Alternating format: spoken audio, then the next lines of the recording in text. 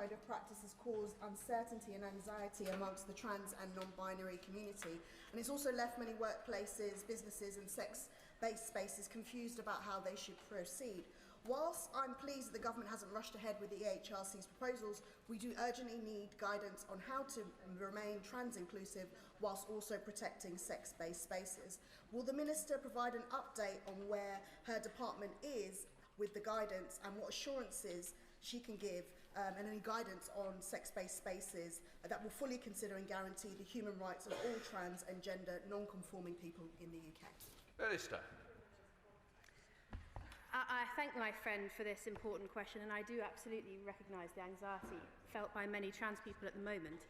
This government is clear, as was the Supreme Court judgment, that trans people are protected in law from discrimination and harassment. The Independent Equality and Human Rights Commission has submitted a draft updated code of practice to ministers, which we are reviewing with the care it deserves.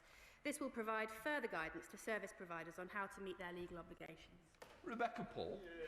Thank you, Mr. Speaker. It's been 146 days since the EHRC laid the revised code of practice before government. Has the government asked the EHRC to make any changes to the code of practice, and if so, what? Minister. Thank you, Mr. Speaker. The EHRC are an independent body.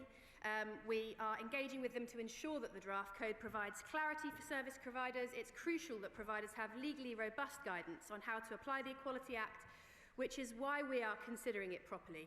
We have always been clear that proper process must be followed so that service providers have certainty over these issues and are not placed into legal jeopardy again. Minister. Mr. Speaker, I thank my right honourable friend for her work in this area and with Zelda Perkins, who has rightly just been recognised in the New Year's honours. I'm proud our Employment Rights Act introduces a new measure that will void any provision in an agreement between a worker and their employer that prevents a worker from speaking out about harassment or discrimination in the workplace. My right honourable friend will be aware that implementation of this measure is subject to consultation. We have engaged closely with DBT on this policy and continue to do so. Very grateful for my honourable friend's answer. I couldn't be prouder that this government, through the Employment Rights Act, announced world-leading legislation to protect victims of harassment and discrimination through confidentiality suppression clauses. Will my honourable friend the Minister confirm that the government will soon set out the timetable and process to ensure that victims will permanently be protected from these gagging clauses? No ifs, no buts. Minister. I thank my honourable friend. The Secretary of State for Business and Trade has stated that the delivery of the NDA measure is his personal priority, and the government will be consulting on the secondary legislation to ensure that we deliver on protecting workers from the misuse of NDAs in cases of harassment and discrimination. It's a high priority, and we will move forward as quickly as possible. Janet David. Question number 3, Mr. Speaker. Minister. Mr. Speaker, the Race Equality Engagement Group, chaired by the wonderful Baroness Lawrence, is determined to tackle race inequalities and barriers to opportunity. Strengthening the government's links with ethnic minority communities is crucial. The group has already convened roundtables with experts and those with lived experience of inequalities in entrepreneurship, policing and maternal health. We are meeting with relevant ministers across government to discuss findings and to make sure we tackle race inequalities wherever they persist. David. Thank you, Mr. Speaker. Mr. Speaker, I represent a hard-working, diverse community. Yet I find the latest ONS figures show the median adjusted pay gap for UK-born Black, African, Caribbean or Black British employees is 5.6% lower compared to UK-born white employees. It means that many of my hard-working constituents are not being paid fairly. This government has committed to enshrining into law the right to equal pay for Black and other ethnic minority people. So can the government say when this welcomed manifesto commitment will be met? Minister. Mr Speaker, my honourable friend is right to raise this issue, and the Race Equality Engagement Group is engaging with minority communities across the country to tackle inequality. We are committed to our manifesto commitments and moving forward to make the right to equal pay effective for ethnic minority people and introducing mandatory ethnicity pay gap reporting for large employers. Last year, we published a call for evidence on equality policy, which closed last summer. We are working to analyse the responses and will update the House on our plans soon. Kirsty Blackman. Mr Speaker, it is 316 days since the Minister announced that consultation. It is 560 days since the King's Speech, when the draft legislation was announced in the King's Speech. The Minister has made clear that she expects the draft bill to be published during this session. Please, can she update us on whether this is still her promise and when we expect to see that draft bill to reduce and remove that ethnicity pay gap that people are struggling with? Minister. I thank the honourable member for her question, and indeed, as I have highlighted, we are continuing to move forward with our plans. We will be publishing the call for evidence and also to, as we're analysing responses, and update the House on our plans soon. Max Wilkins. Thank you, Mr Speaker. Question number 4. Minister. Thank you, Mr Speaker. Through our 10-year health plan, we are committed to prioritising women's health as we build an NHS fit for the future. This includes renewing the women's health strategy, investing in research that addresses health inequalities and continue to build on vital progress in women's health. Grouping Minister. With permission. Max Wilkins. Thank you, Mr Speaker. I'm grateful to the Health Minister for her to come into the House today. She's aware of the case of Cheltenham General Hospital and the Evita Birth Centre, which was closed temporarily 4 years ago under the previous government to births and labour. There is a national rapid review which Gloucestershire is subject to, and there is a local service review too. The Trust tells me that they can't make any decisions on a reopening for labour and births until those 2 reviews have completed, and even then there is no timescale for giving women in my constituency the answer that they need, which is that they can give birth in Cheltenham as and when they need to. So will the Minister have a word with those in charge of the reviews and the local trust to try to move things along and get us the answer that we need? I thank the Honourable for his question, and we've discussed this before. He brought a debate in Westminster Hall as well. I know he's campaigned hard on this for local women. He raises a really excellent point that we must make sure that what is happening on the ground with regard to maternity and some of the changes that people are proposing does line up adequately with the National Task Force. He's made that point very clearly today, and I will make sure that the local system is aware of that. Miller. Thank you, Mr Speaker. My constituent Deborah was advised over 20 years ago to take sodium valproate during her pregnancy. Alongside thousands of other women, that advice has had severe consequences for her family. Both her sons have faced significant challenges throughout their lives and remain highly dependent on their parents today as a direct result of that drug.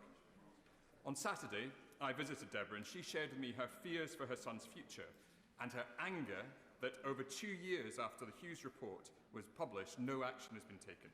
So will the Minister meet with Deborah and me to hear her family story and to discuss how the government intends to put right this terrible injustice? Minister. Thank you, and I thank him for his question. And we obviously understand that for women like Deborah and many others that have been raised very often in this House leading to that report, these are serious and long enduring conditions. I'm absolutely happy to arrange for the Minister to get back to him on that specific case and update him on the review. Madam Pongasari. Thank you, Mr Speaker. I support Valerie Amos's report into maternity services.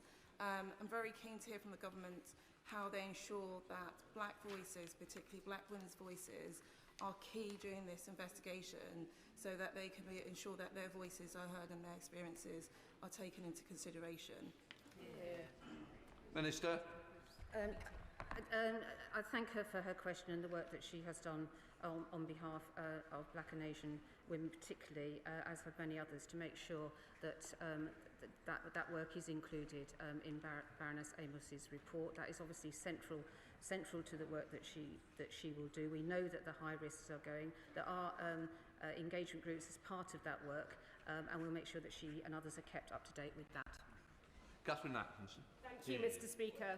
Earlier this month, Derby County Community Trust launched their See You at Your Smear campaign, encouraging women from across the city to visit pop-up cervical screening clinics in place until March. The Trust do amazing work on women's health, and we know that increasing uptake for smear tests is so important. Nationally, 1 in 3 women are overdue.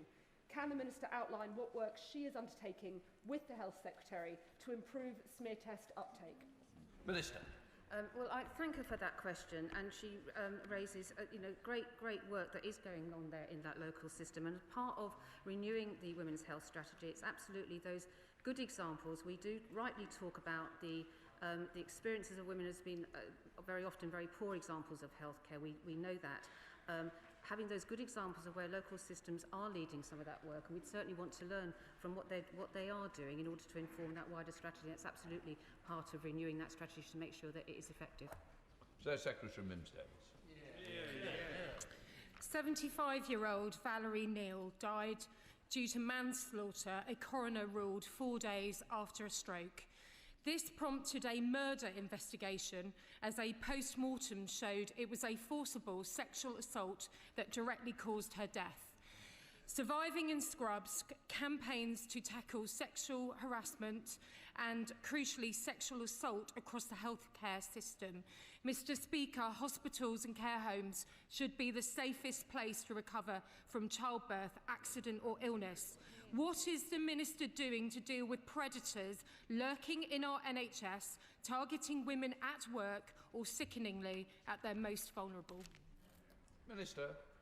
So the Honourable Lady raises a shocking example there, and it is one of the most shocking experiences, and I think I've said this before from this dispatch box, is coming in as a new minister to the scale and the depth of sexual harassment for staff and sometimes for women is shocking. We've worked very hard with staff groups to make sure that we have that as a primacy in our strategy, and working with my honourable friend the Minister for Violence Against Women and Girls, that is absolutely part of our attack more generally on misogyny and violence against women, and we absolutely recognise that that needs to be resolved.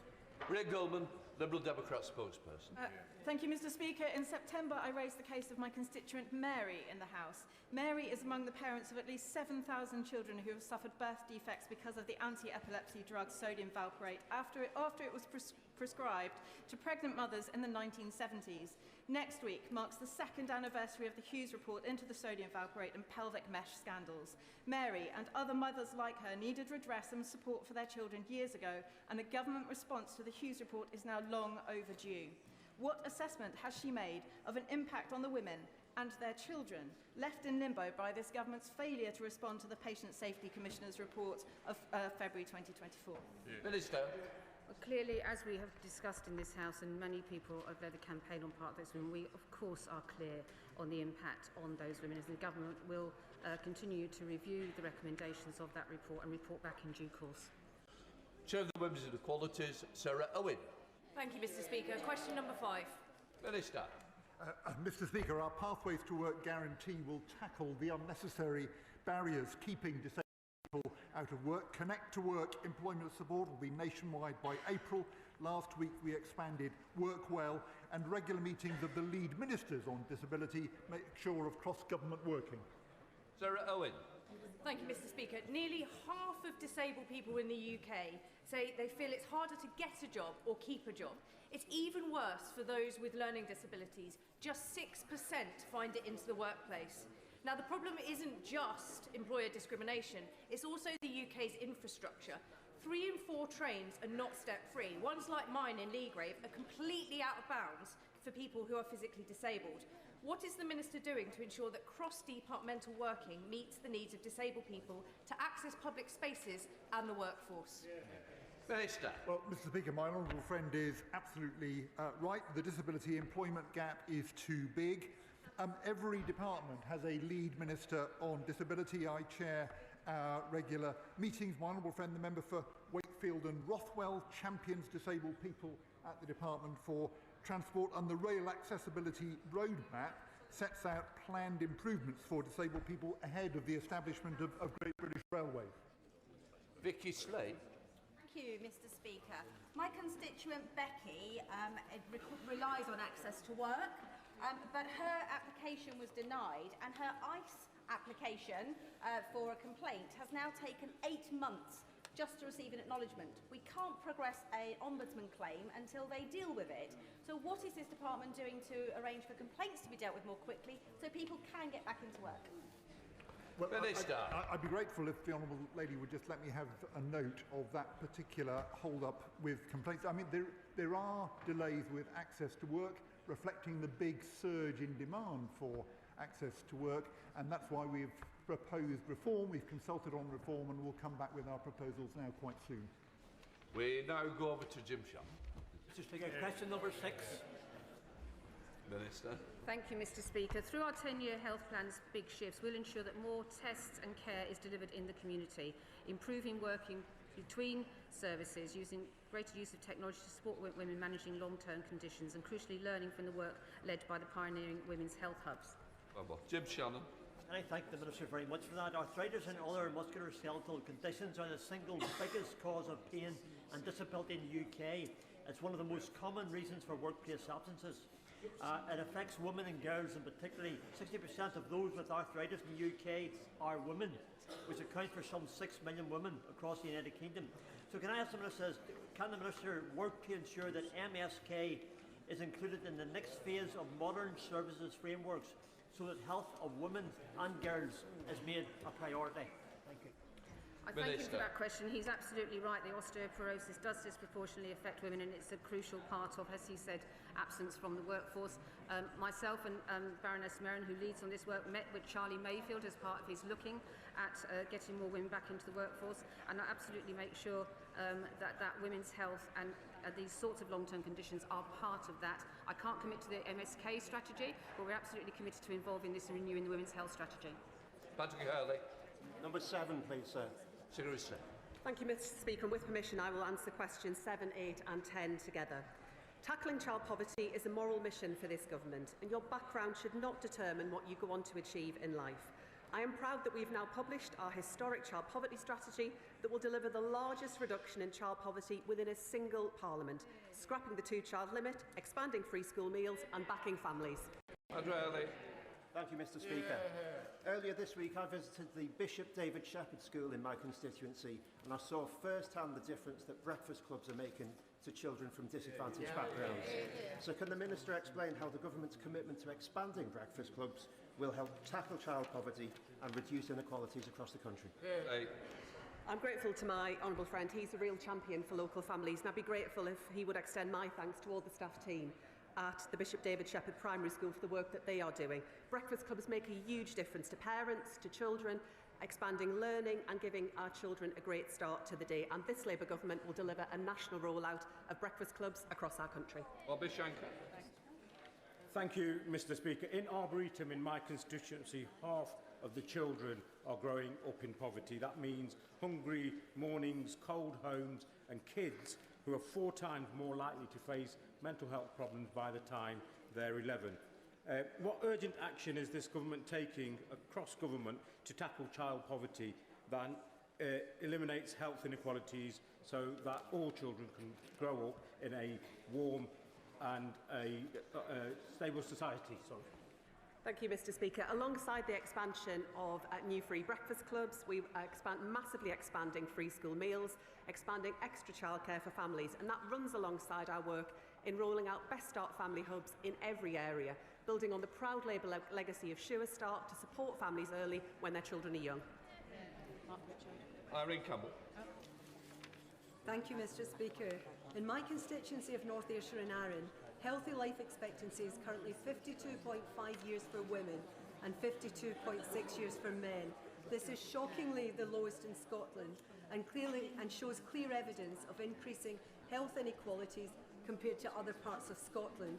Years ago, the Glasgow effect was often cited when looking at life expectancy and at healthy life expectancy, but in this case I fear we now also have a North Ayrshire effect. Does the Minister agree with me that this is no way to start your life and that Scottish Government must do more to address these inequalities, given that they have had the biggest financial settlement in the history of devolution? Mr Speaker, those are truly shocking statistics that my honourable friend shares. I know that she, Anna Sawa and all Scottish Labour colleagues are working to kick out the SNP in May and show them how we can make the NHS fit for the future, running alongside our child poverty strategy, Mr Speaker, that will lift thousands of children in Scotland out of poverty. That is the difference a Labour government here in Westminster is making in Scotland. The best way out of poverty is through supporting people into work and creating jobs. What assessment has the Minister made with her colleagues on the impact of the crippling national insurance hike her government has had on families with children living in poverty? Mr Speaker, our child poverty strategy will deliver the biggest reduction in child poverty in any parliament ever. That is the difference a Labour government is making, and she will surely recognise that the majority of children who are in poverty are in working families, people doing the right thing, working hard, and we are determined to support them. We know that poor housing is a serious contributor to children living in poverty, and I've recently heard concerns about social housing providers in my constituency failing to carry out vital repairs to tackle damp and mould, with some even choosing to sell off homes rather than bring them up to the standards of Awab's law because it's too expensive. So what is the government doing across government with its Equalities Department and MHCLG to stop social housing providers from selling off homes and to ensure that every child has access to safe, warm, dry, affordable social housing? I'm grateful to the Honourable Lady for raising that point. Issues around housing were a key feature of the work that we did through the Child Poverty Task Force. It's also work that colleagues right across government are taking up. I'm concerned to hear as to the cases that she raises. If she would like a minister to look into those and provide a response, if she shares some details, I'll make sure that happens. Of course, there is poverty of aspiration, which of course contributes to inequalities, and there are over 100,000 children in looked after care in this country, as you will know, secure homes, children's homes and foster care. Every single one of those children has a skill, an ability, something to contribute to society. So can I ask her to, with her other hat on as Secretary of State for Education, to look at scholarships for looked after children, for those children to develop those skills? The Honourable Gentleman raises an important area that has been a big focus of the work of the Department for Education around children's social care reform, supporting more families around kinship arrangements, expanding fostering and making sure we're supporting children earlier on to stop that crisis escalation. I'd be happy to discuss further any other ideas that he has. Number one, please, Mr Speaker. Mr Speaker, next week is Race Equality Week, and this week's theme is Change Needs Us All. The Government's Race Equality Engagement Group, chaired by Baroness Lawrence, is ensuring that we are hearing directly from those most affected by race inequality. And Mr Speaker, yesterday we marked Holocaust Memorial Day, and across this House we remember the 6 million Jewish people murdered by the Nazis. We redouble our efforts to combat prejudice, hatred and anti-Semitism in all its forms. The gender pay gap for full-time employees in Scotland. The gender pay gap for full-time employees in Scotland widened from 2% in 2024 to 3.5% in 2025. It's utterly unacceptable that under the SNP watch, women in Scotland are earning less for the same hours. What can our UK government do to improve matters for women across our country? Mr Speaker, my honourable friend is right. We do have to narrow that gap, and we're ensuring that large employers, including in the Scottish private sector, will publish a plan to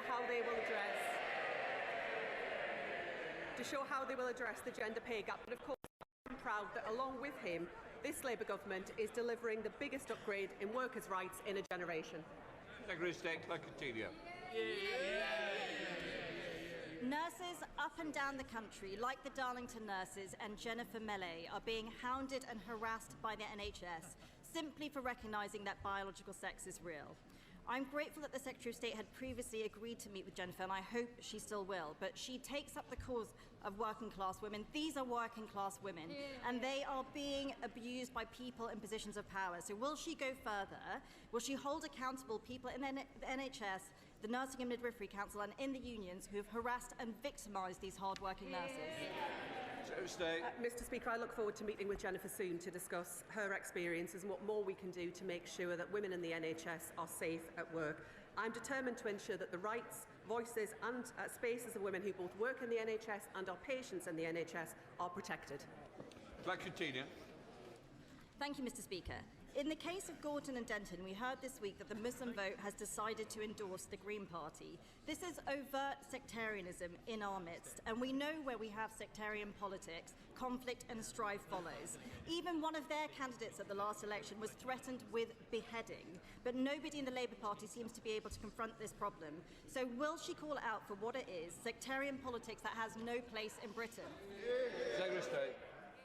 Mr. Speaker, I'm not aware of what the Right Honourable Lady describes in terms of the particular case. What I can say is that violence, intimidation or harassment has no place in our politics. No political candidate or Member of Parliament should be subject to that kind of experience. What I can also say is I'm very much looking forward to going and campaigning and making the case to the people there.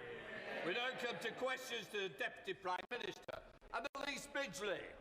Question number 1, please, Mr. Speaker. Deputy Prime Minister. Mr. Speaker, I've been asked to reply on behalf of the Prime Minister who's visiting China and Japan. Mr. Speaker, yesterday was Holocaust Memorial Day, and for the first time a Holocaust survivor, Marla Trivich, addressed Cabinet. I found her testimony profoundly moving, especially having recently visited the Majdanek concentration camp in Poland. We owe it to every survivor and to the 6 million Jewish people murdered in the Holocaust to never forget. We will build a national Holocaust Memorial and Learning Centre next to this Parliament so that the voices of survivors are never forgotten and their courage inspires future generations. Mr. Speaker, I know the thoughts of the whole House will also be with the family and loved ones of Captain Philip Gilbert Maldoni of the 4th Regiment Royal Artillery, who died on Sunday. We will never forget the courage, bravery and sacrifice made for our country by British servicemen and women. This morning I had meetings with ministerial colleagues and others. In addition to my duties in this House, I shall have further such meetings later today. Thank you, Mr. Speaker, and I'd like to associate myself with the remarks of the Deputy Prime Minister on Holocaust Memorial Day and British servicemen. This week, the BBC and Good Morning Britain have reported of the national disgrace of out-of-control waste dumps. And for years, my constituents in Kirby have lived with one. People struggle to breathe, they're sick, they have to live with their windows shut and schools sometimes shut down for days. I've been campaigning on it with our Labour councillors, but the response from the Environment Agency has been slow and ineffective. So will the government work with me to sort this nightmare and stop the Simmons Woods stink? Deputy Prime Minister. I thank my honourable friend. The government will work with her. The situation she describes is unacceptable. People are right to be furious. The Environment Agency are taking action to prevent further dumping, and we're giving them more powers and resources to crack down on fly tipping. I'll make sure that ministers keep her updated of their efforts. And speaking of garbage, Mr. Speaker, I note Reform's spring cleaning of the party opposite is continuing this week. The leader of the opposition says the Conservative Party is full of unwanted rubbish. The public worked that out long ago and got rid of them, Mr. Speaker. Shadow Secretary of State Andrew Griffiths. Thank you, Mr. Speaker. Can I start by echoing the Deputy Prime Minister's comments about Holocaust Memorial Day? We must never forget. May I also associate this side of the House with the condolences expressed by the Deputy Prime Minister to the family of Captain Philip Gilbert Maldoni. I also offer the condolences of the House to the family of Lord Flight, one of my predecessors in Arundel and South Downs. He served in Parliament with distinction for more than 2 decades. Mr. Speaker, after the Chancellor's U-turn yesterday, can the Deputy Prime Minister confirm that over 90% of retail, hospitality and leisure businesses will get nothing? Deputy Prime Minister. Well, Mr. Speaker, can I welcome the Shadow Business Secretary to the dispatch box and join him? I remember Lord Flight well when I arrived in this House. It's always a pleasure to hear from the co-author of the mini-budget.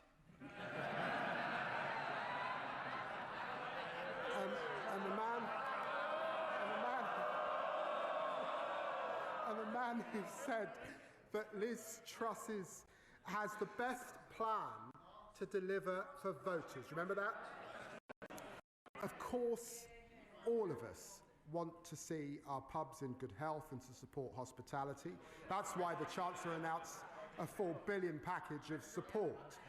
But yesterday, in addition, business rates for pubs and music venues will be cut by 15% this year and frozen for the next 2 years, and will review the methodology for valuing pubs in the future. I must say that contrasts with the party opposite, who of course saw 7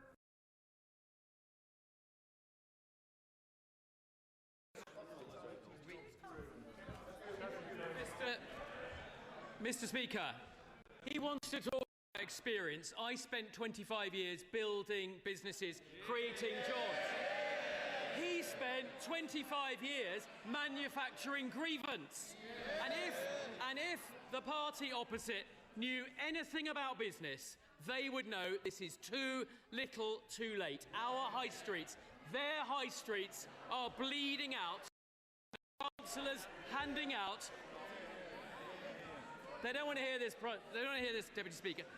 Our high streets are bleeding out, and the Chancellor's handing out a box of sticking plasters. They can't even U-turn properly. Mr. Deputy Speaker, a senior advisor... Mr. Speaker,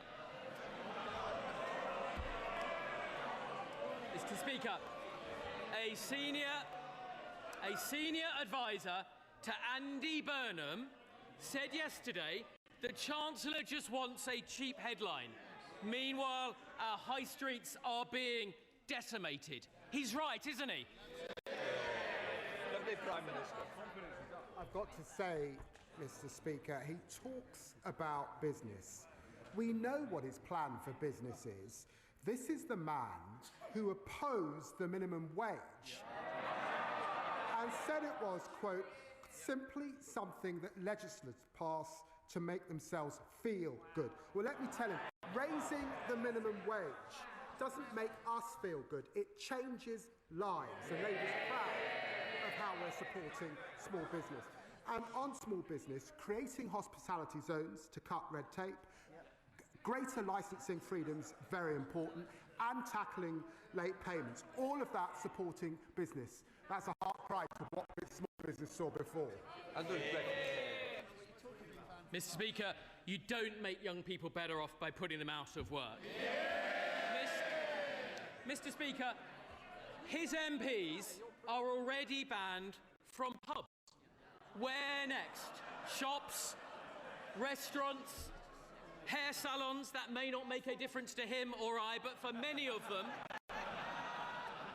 they should back our plan to scrap business rates, but they haven't got the backbone to cut welfare to pay for it.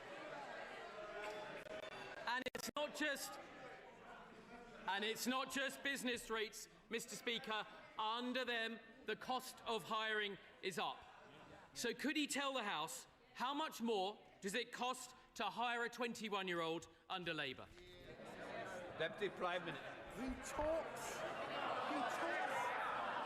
talks about young people. The party opposite left a shameful legacy. 1 in 8 young people not earning or learning when they left office. We're investing a record amount in apprenticeships, which they had on its knees. We're creating talented excellence technical colleges for our young people, and Alan Bilbert is doing a review on young people who are currently out of work. By contrast, they would freeze the minimum wage, oppose giving young people an increase. They've got nothing to say for the next generation. Mr. Speaker, you can feel the Deputy Prime Minister's frustration. The Prime Minister's away, the Business Secretary is away, and here he is, left behind Lammy, the designated survivor, having to defend the indefensible. And it's very clear, It's very clear he doesn't know. He doesn't know the answer, Mr. Speaker. So let me tell him. The cost will be up £3,600 a year. Under Labour, businesses can't afford to hire. 1 in 6 young people can't find a job. This government is blocking people who just want to get on in life. People, Mr. Speaker, ambitious people like Andy from Manchester, having his dreams crushed by Labour. So could the Deputy Prime Minister explain why unemployment has gone up almost every month they've been in office? Check his fact. 500,000 people in work more than a year ago under us. A shadow business secretary is in no position to lecture anyone about U-turns, by the way. This man was Boris Johnson's net zero business champion. Now he opposes the renewable investment, creating jobs and opportunities right. Andrew Griffiths.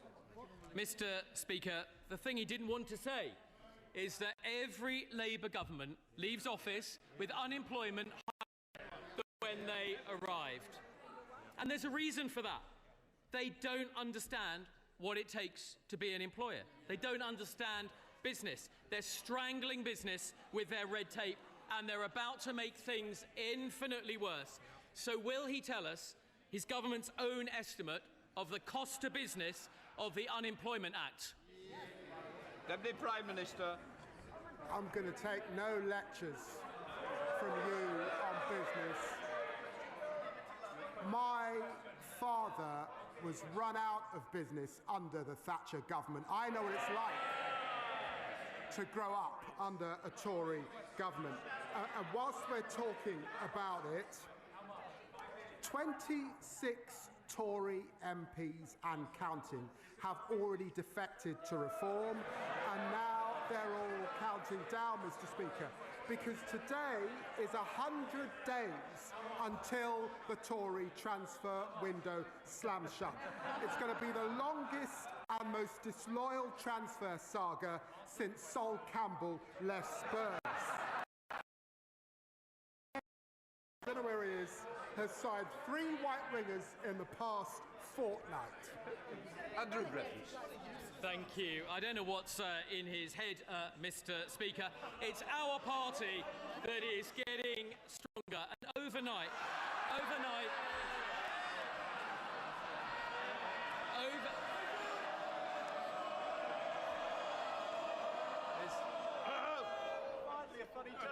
overnight, Mr. Speaker, we learned that the former Deputy Prime Minister has got 80 names.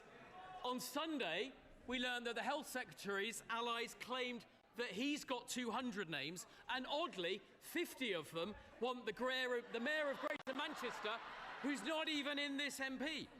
Mr. Speaker, they're supposed to be running the country, and once again, small businesses across this country will see that he didn't answer the question. So I'll tell him, £1 billion a year. That is the burden to businesses of their bill. So there we have it, Mr. Speaker. They've no answers for small business. There's no relief coming. They don't care about high streets. They don't care about hotels, restaurants, farmers, or young people. Won't the Deputy Prime Minister admit what the members behind him are thinking?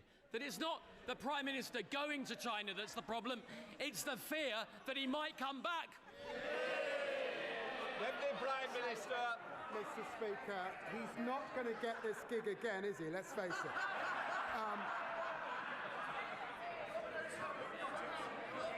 Mr. Speaker, I've set out our position very clearly. This was the week when the leader of the opposition told Desert Island Disc that Britain needs to learn to queue again. And Tory MPs have taken her quite literally. Outside the member for Clacton's office, while they squabble about the damage that they did to... That it's not the Prime Minister going to China that's the problem, it's the fear that he might come back. Deputy Prime Minister.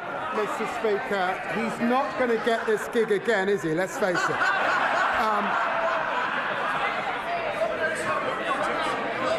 Mr. Speaker, I've set out our position very clearly. This was the week when the leader of the opposition told Desert Islanders that Britain needs to learn to queue again. And Tory MPs have taken her quite literally. They're lining up outside the member for Clacton's office while they squabble about the damage that they did to our country. Labour this week is capping ground rents, cutting the cost of living and rebuilding our public services. That's the difference a Labour government makes, and there's much more to come.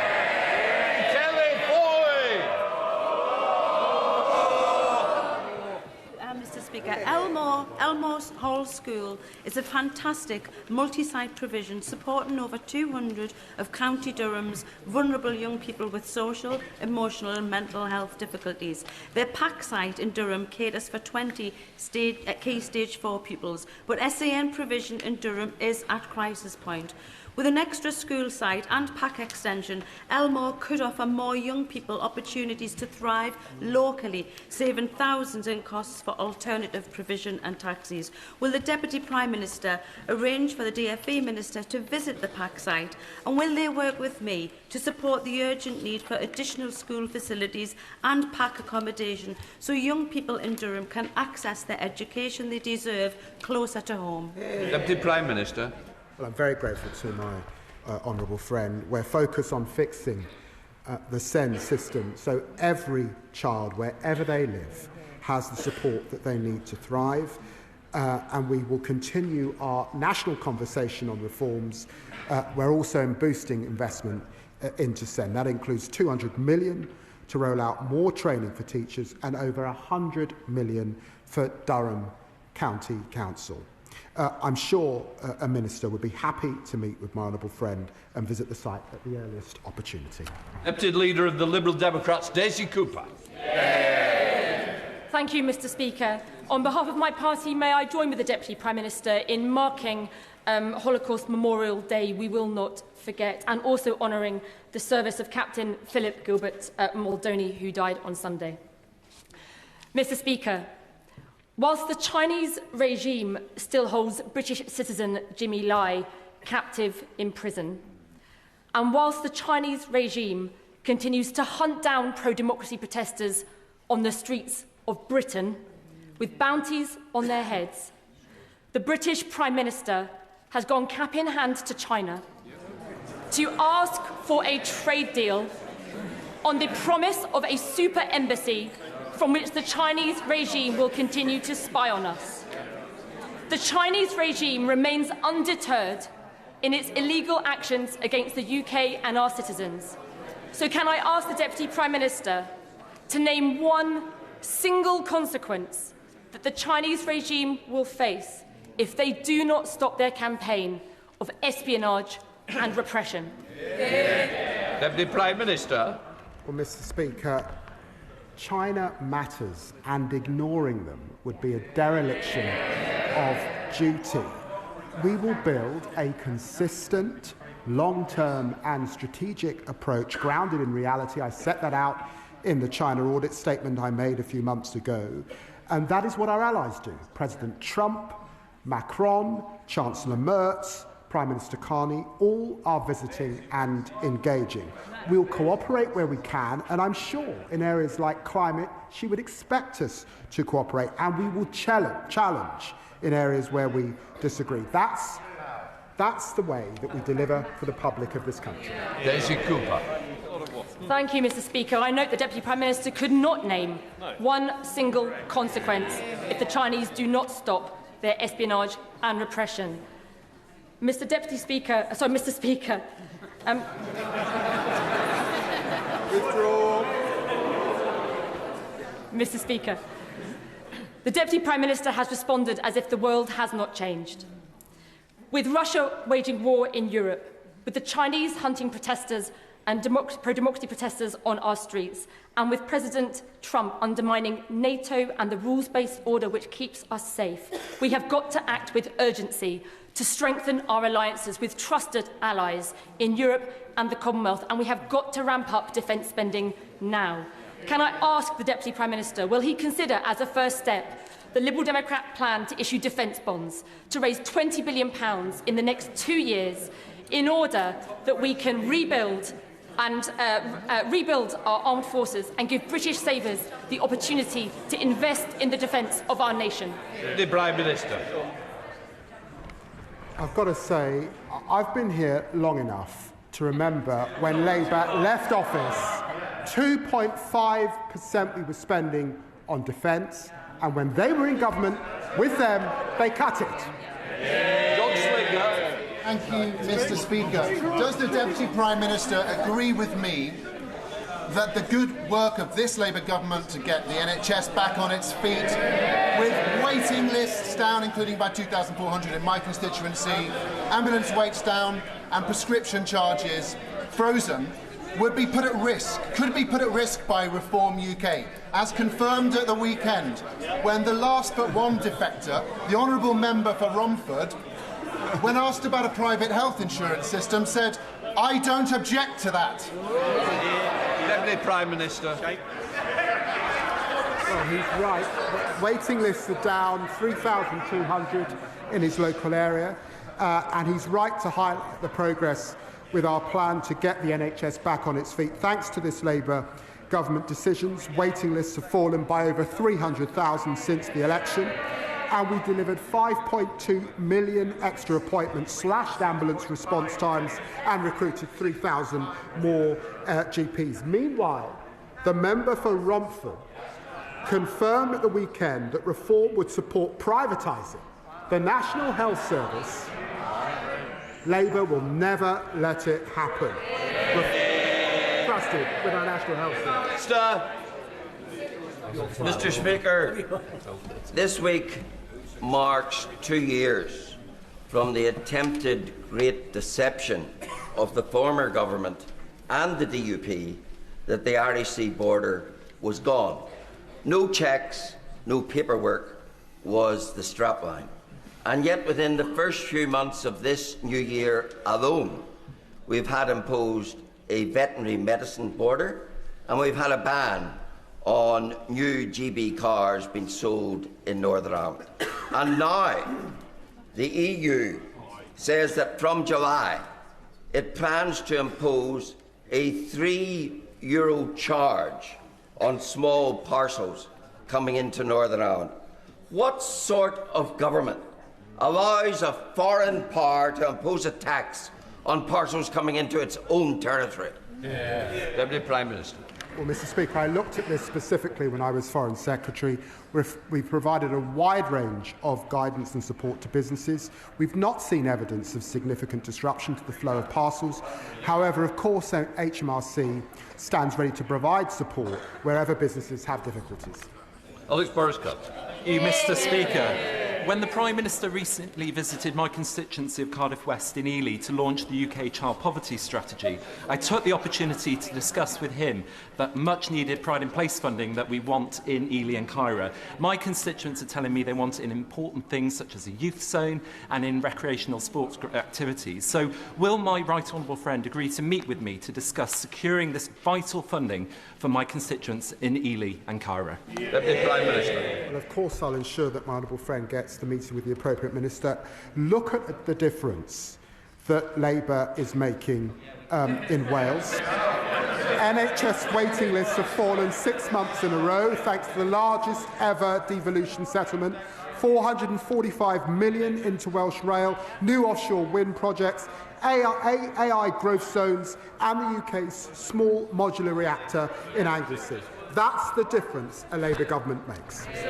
Richard Ford. Thank you, Mr. Speaker. The Met Office reports that climate change is driving wetter winters. Yet the US withdrew from the Paris Climate Agreement yesterday on the same day that much of the West Country disappeared under flood water. My part of Devon is submerged and needs better flood defences. Would the Deputy Prime Minister like to invite his US counterpart on a fishing trip to the southwest? Deputy Prime Minister. Well, I'll get a licence if I do, but my sympathies are with his constituents affected by the recent floods. We're investing a record £10.5 billion into flood defences to protect 890,000 homes. The flood defences are inherited, of course, from the party opposite, which was shameful. But we've committed to net zero and the Paris Agreement. It's good for lowering bills, good for jobs and investment in the UK. Elsie Blundell. In my borough, the social housing waiting list exceeds 7,000 live applications. Council housing offers my constituents the safety and security that they deserve. What further steps can the government take to speed up the delivery of the Social and Affordable Homes programme and build the high-quality social housing my constituents deserve? Prime Minister. She's absolutely right. We believe in council housing on this side of the House. We're investing £39 billion to deliver the biggest boost to social and affordable housing in a generation, and that will deliver 300,000 social and affordable homes with at least a 60% rate, and will bring forward legislation to strengthen councils' ability to buy back homes sold under the Right to Buy scheme. The Scottish press is full of stories about the plot by Scottish Labour MPs to bring down the Prime Minister. One Scottish Labour MP said he's terrible. Another Scottish Labour MP said the handling of the budget had been incompetent. And yet another Scottish Labour MP predicted that Scottish Labour would be slaughtered in May's election. They're not wrong, are they, Deputy Prime Minister? Deputy Prime Minister. The people of Scotland have a big decision later on this year. Certainly not to vote Conservative, to get rid of SNP and vote Labour. And I and my colleagues will be campaigning every single day to bring that about. Vicky Bolscroft. Thank you, Mr. Speaker. As the UK's first borough sanctuary, Lewisham has a proud history of welcoming people fleeing conflict, persecution and instability. Our council works closely with support organisations to help those people integrate and contribute to our community. So how will the Deputy Prime Minister ensure that proposed reforms to the asylum system support rather than undermine the positive outcomes already being achieved in boroughs like mine? Deputy Prime Minister. Well, I'm grateful to my honourable friend for raising this issue.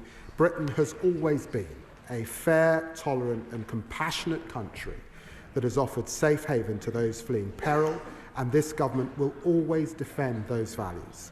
We're introducing the largest overhaul of asylum policy in modern times to restore control, contribution and fairness. That includes creating new, capped, safe and legal routes for refugees. Asylum claims are falling across Europe, but in Britain they are rising. So we must make it less attractive for those who are coming here illegally to come to Britain and easier to remove them, and that's what we'll continue to do. Mr. Speaker, 6 in 10 families say their pay is going backwards, with the lowest earners £73 a week worse off, and middle earners are worse off too. So will the Deputy Prime Minister admit that his government, this government, has broken its promise to improve living standards? Deputy Prime Minister. Real wages have risen nearly every single month since we came into office. Thank you very much, Mr. Speaker. Sergeant Matthew Telford, Trooper Robert Pearson and Guardsman James Jimmy Major, aged just 18, 3 heroic servicemen from Great Grimsby and Cleethorpes who made the ultimate sacrifice on their tours of Afghanistan. I want to put on record my condemnation of President Trump's plain wrong comments that so undermine the commitment of our brave British servicemen and women at home and abroad, which the Deputy Prime Minister has rightly recognised. This government has launched the Valour system to ensure that our veterans' support offer on housing, health, welfare and work is fit for purpose, fully backing our forces. That's in stark contrast to the leader of Reform, who happily takes cash to champion the IRA. Shame. My local armed forces charities want to know if he can set out how urgent action is being taken to house homeless veterans by this government under Valour. Deputy Prime Minister.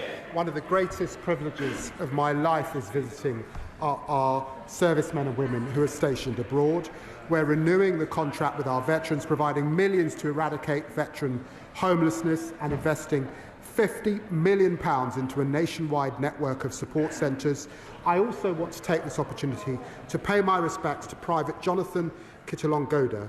He was the first British soldier killed by enemy action in Afghanistan on this day in 2004. He was just 23. The valour and heroism of those who have served our country to keep us safe must never be forgotten. Thank you, Mr. Speaker. A month ago today, protests erupted across Iran. In response, the Iranian government launched a deadly crackdown. They fired indiscriminately on protesters and they've shut off internet access to hide what they were doing from the outside world.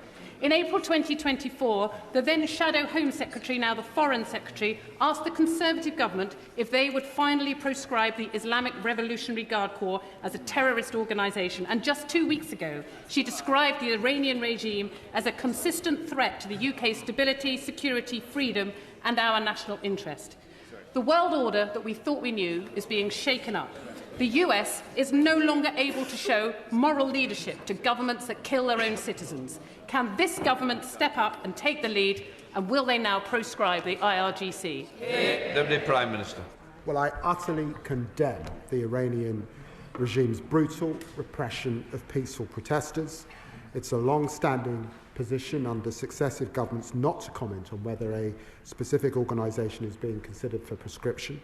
We have long criticised Iran's authoritarian regime and taken robust action to protect UK interests from Iranian state threats, and that includes over 220 sanctions on Iran, placing the entirety of the Iranian state on the enhanced tier of the Foreign Influence Registration Scheme. We're working at pace, of course, to explore what further measures can be taken to respond to these horrific... Thank you, Mr. Speaker. Mr. Speaker, violence is again escalating in north-east Syria, in Rojava, with humanitarian crisis unfolding, and the city of Kobani under siege yet again. The Kurdish communities who fought and helped defeat ISIS now feel abandoned by their Western allies. Will the Deputy Prime Minister commit to working with our allies to hold the Syrian regime to the March 2025 agreement by securing protection for Kurdish civilians, pushing for a meaningful immediate ceasefire, opening humanitarian corridors into Kobani, and supporting constitutional recognition for Kurdish region? Prime Minister.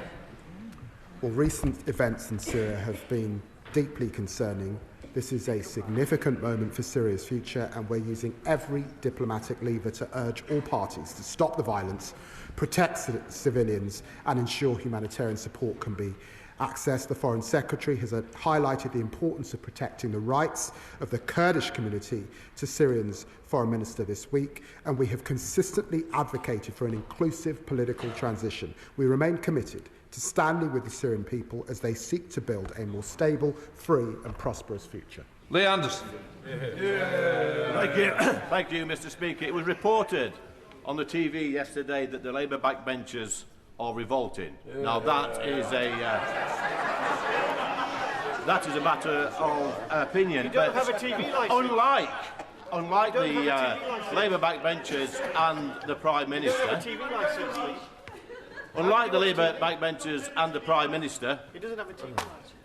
I mean, keep going. Where's your TV licence? Hi. Well, order. I think one have to get up. One of us is going to sit down. It's not going to be me. Who was the person that was speaking out then? If you haven't got the guts to admit to shouting somebody down, leave the chamber. Lee Anderson. Thank you, Mr. Speaker.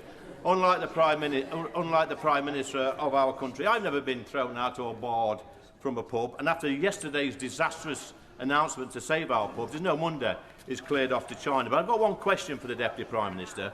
Will he come with me to Ashfield to visit some pubs and speak to some landlords and explain to them why over 500 pubs have closed since this Labour government came into power, and why another 500 pubs will close in the next year? Come on, be a man. Deputy Prime Minister. Well, Mr. Speaker, I think I once campaigned with the honourable gentleman who was a member of the Labour Party.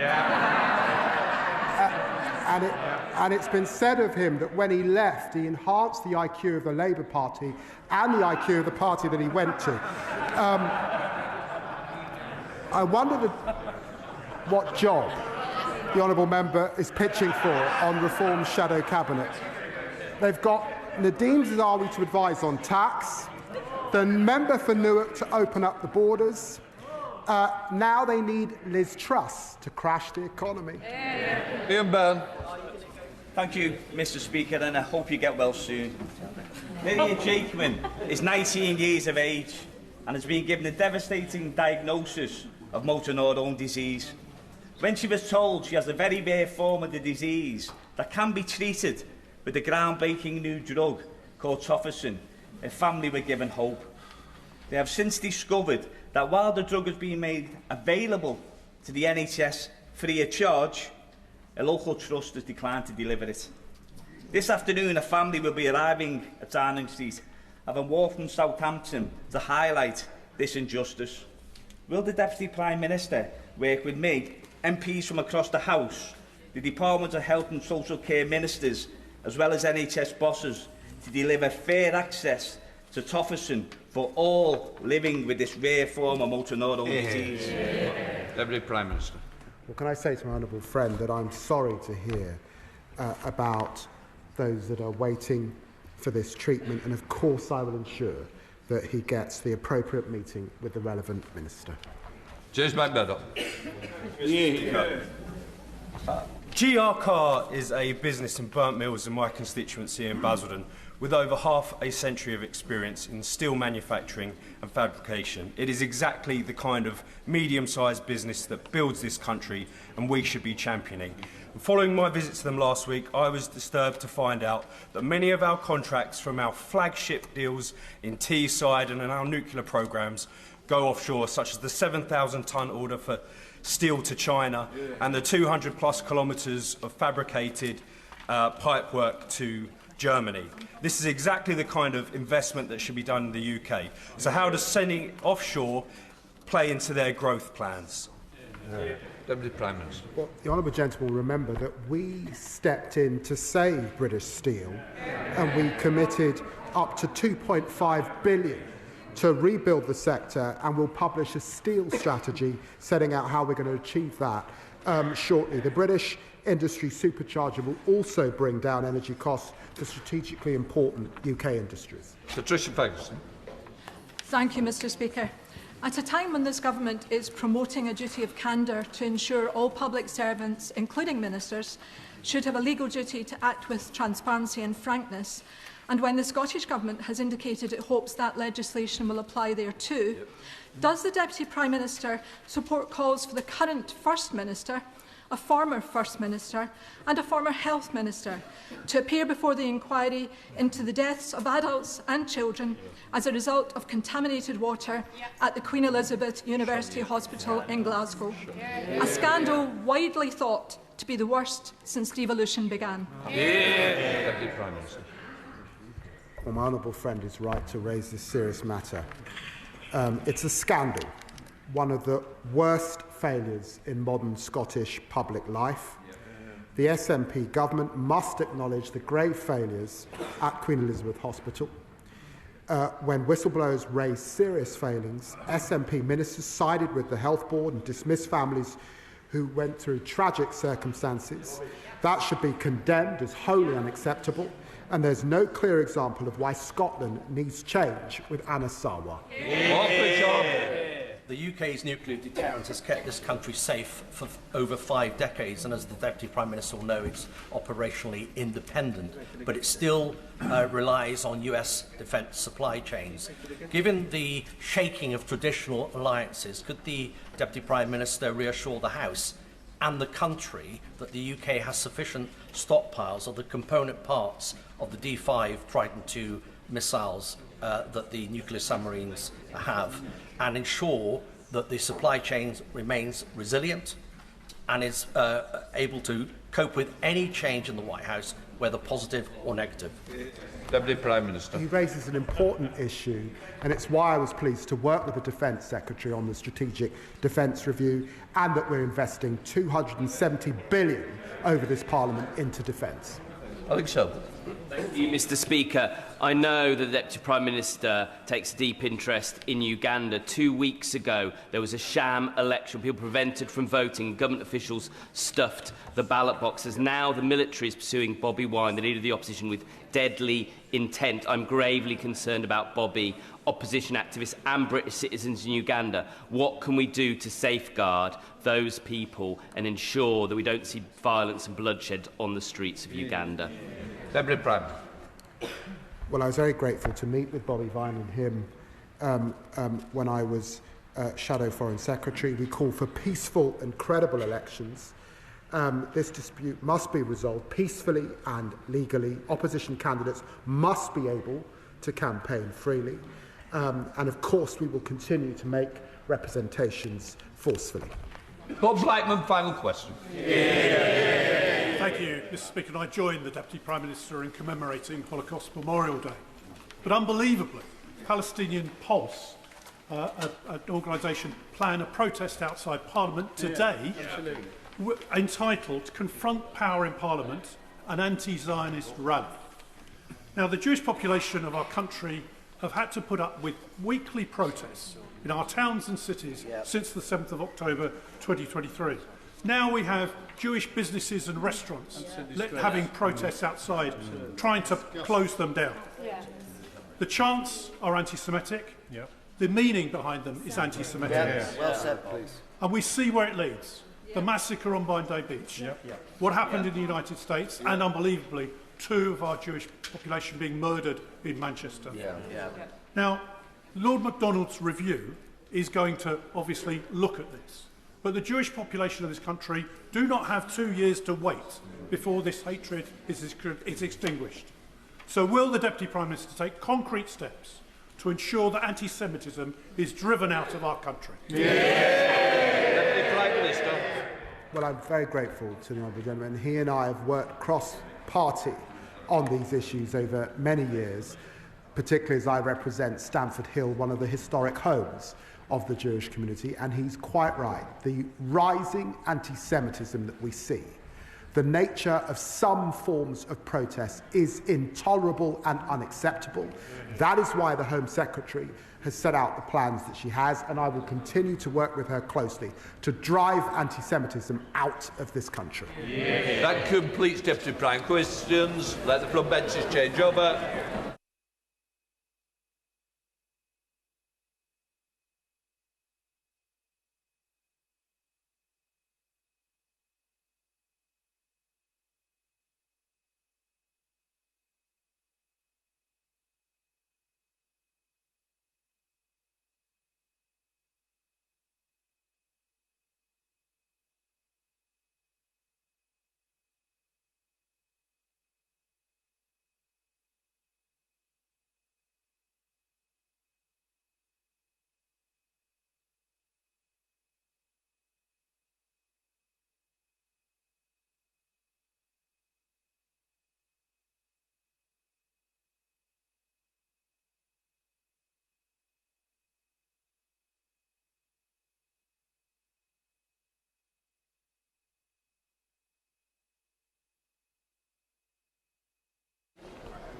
Presentation of bills. Peter Bedford. Local Government Reorganisation Requirement for Referendum Bill. Second reading what day? Friday the 27th of February. Friday the 27th of February. Thank you. Right, we now come to the next presentation of bills. Joyce Babaranda. Hello, Joyce. Armed Forces Compensation Scheme and War Pension Scheme Report Bill. Second reading what day? Friday the 27th of February. Friday the 27th of February. Well.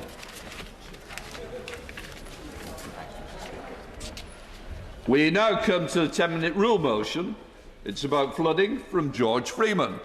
Thank you, Mr. Speaker. I beg to move leave be given to bring in a bill to make provision about the responsibilities and duties of certain authorities and agencies in respect of inland flood prevention, to make provision about the powers of local flood authorities and internal drainage boards, to require the Secretary of State to report to Parliament on the funding of LFAs and IDBs, to provide for the designation of internal drainage board pumping equipment as critical national infrastructure, to require the Secretary of State to prepare and publish a report on the potential merits of establishing a flood compensation fund to support homeowners whose primary residence has become unsaleable as a direct result of flooding, to make provision about the flood reinsurance scheme, to make provision about the responsibilities of developers and water companies in respect of the provision of drainage upgrades with new housing developments, to make water companies statutory consultees for certain planning applications, and to place a duty on fire and rescue services to respond to flood events, and to make provision for national and local digital flood mapping and for connected purposes. Mr. Speaker, when you hear Norfolk and floods, I imagine that you, sir, and like most, think of coastal flooding, salt marsh flooding, storm tides eroding our cliffs, river flooding, the Broads, but not inland flooding from surface water, runoff, overloading drains and sewers, which is all too often overlooked, which is why I'm introducing this bill today. Mr. Speaker, you are probably, like many, wondering, why is mid-Norfolk flooding?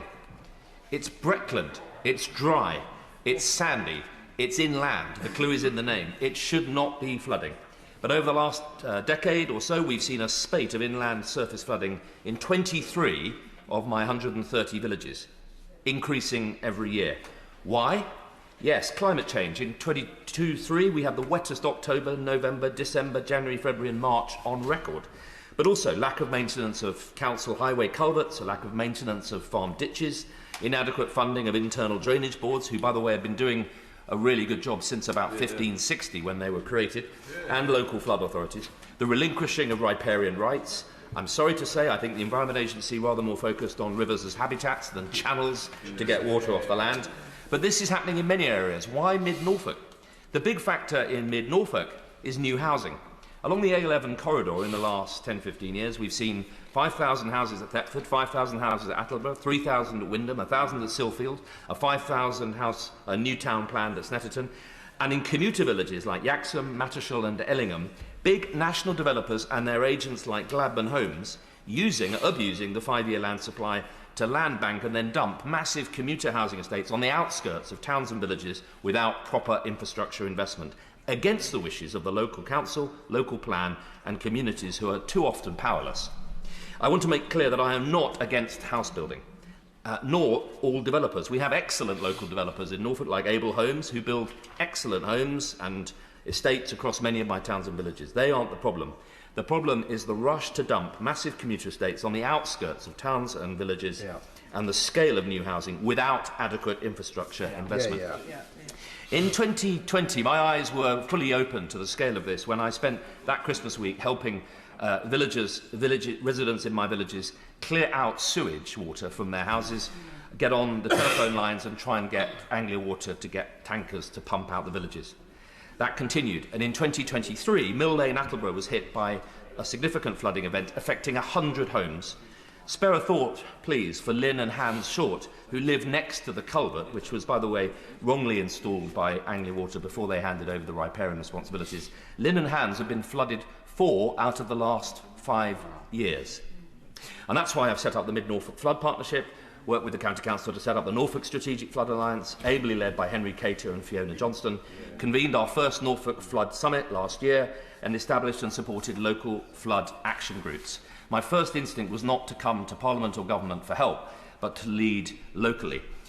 But what has become very clear, not least through the case of Mill Lane, Attleborough, a case study where a culvert was built under the river, inappropriately blocked with a grill that was never properly checked and enforced. It's at the wrong angle, it piles up waste, flooding the houses next to it. We ended up having to put together a multi-agency task force. We removed 30 tonnes of debris from the whole river. There was an illegal housing development lower down the watercourse, inappropriate development, and a lack of catchment work all the way through. It was a huge multi-agency project. But this is happening all over the country. Norfolk is only 6 out of the top 10 inland flood counties.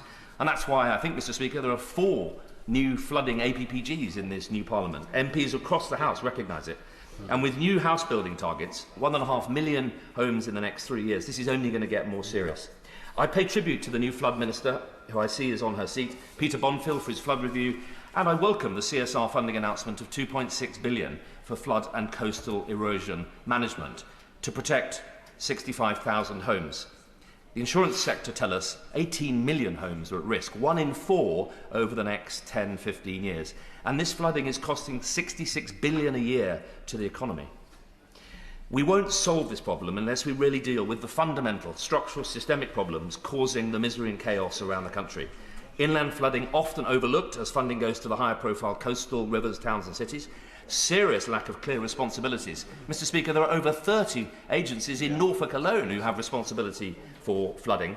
The disempowering of local bodies such as the internal drainage boards, local flood authorities with no power or funding, continue building on floodplains without adequate infrastructure, no enforceable requirement to upgrade pre-existing drainage, no funding for those drainage upgrades because most Section 106 money goes on important local services, residents in district council areas with IDB flooding seeing their service funding cuts, tons of data but no proper mapping of where and when these floods are likely to happen. We have the technology and the data to do it. We don't use it.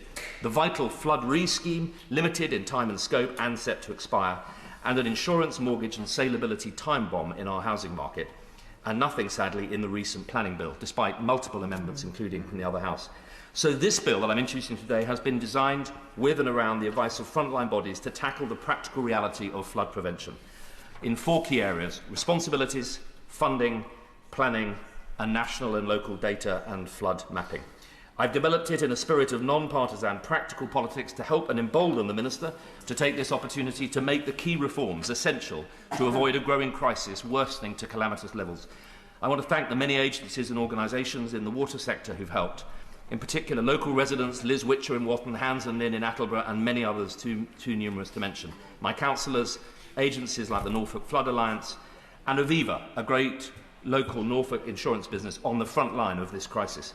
But most of all, this is a bill shaped by and for those poor people up and down this country who, like Hans and Lynn Short at Mill Lane, Attleborough, live in fear of going through the hell of their homes being flooded, through no fault of their own, but because the system has failed them. The planning, drainage, sewerage, insurance and flood prevention system has evolved without design. No single body or person is responsible. That's the problem. It's not fit for purpose today, let alone for the 1.5 million new homes set to be built in the next 3 years. We were all sent here to make the system work for the people who pay their taxes, pay our wages and expect us to deliver. We owe it to them, to the next generation and to repairing public trust in our politics and this Parliament to fix it. And this bill is designed to help the Minister do just that.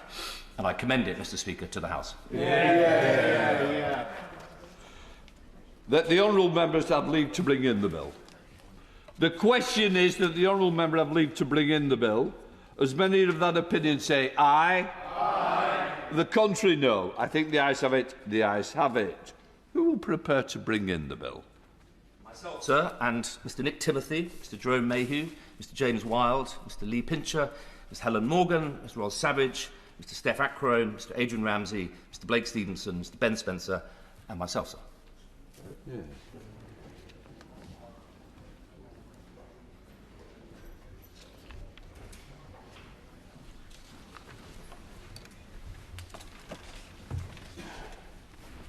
George Freeman.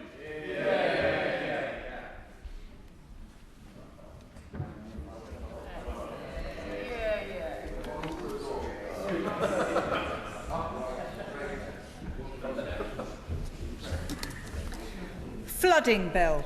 Second reading what day? Friday, 10th of July, sir. Friday, the 10th of July. I thought you'd had your Wellington something. Take care, George. We now come to the Opposition Day motion on the British Indian Ocean Territory. I inform the House that I have not selected the amendment.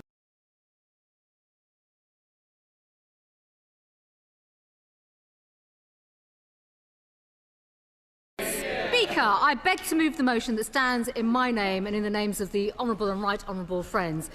Mr Speaker, Labour's £35 billion Chagos surrender deal is falling apart every single day. And it's high time that the Prime Minister tore up this atrocious surrender treaty and put Britain's interests and our defence first and our security first and Britain's hard-pressed taxpayers first. This side of the House has made it clear from day one at every opportunity to expose the deceit, falsehoods and foolishness of the approach taken by Labour. Whether it's on international law arguments, the defence and security arguments, the costs arguments, the important self-determination arguments of the Chagossian people standing up for their rights, and of course the environmental arguments. It has been Conservatives on this side of the House standing up for Britain's national interests and have unequivocally opposed this surrender treaty. I will give way.